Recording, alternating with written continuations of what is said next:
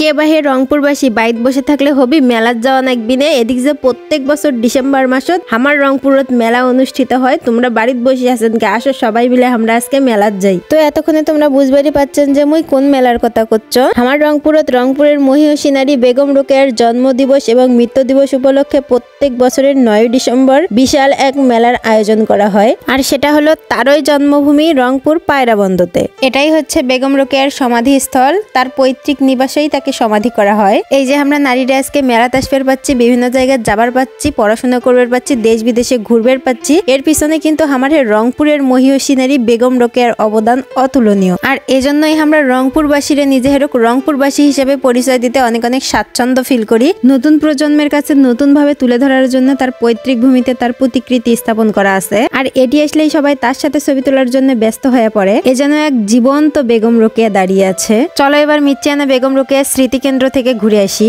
এই স্মৃতিকেন্দ্র কোনা 3.15 একর জমির উপর অবস্থিত। আর এটি আছে অফিস ভবন, ডরমেটরি ভবন, গেস্ট হাউস, গবেষণা কক্ষ ও লাইব্রেরি। তার নাম অনুসারে আমাদের রংপুরত কিন্তু একটা বেগম রোকেয়া বিশ্ববিদ্যালয়ও আছে। এই যে এত কিছু দেখিচ্ছ, এত কিছু করছো, এত কিছু দেখার সৌভাগ্য কিন্তু মোর হয়নি, কারণ মুই সেই দিন যাবার পারোনি, তোমার হেরে ভাইয়া গেছিল। তাই তো যাবি, কারণ তাই পড়াশোনায় শেষ করছে রংপুর বেগম রোকেয়া বিশ্ববিদ্যালয় থেকে। আর তোমরা কেটা কেটা এই রোকেয়ার মেলাত গেছিলে অবশ্যই কমেন্ট করে জানাবা।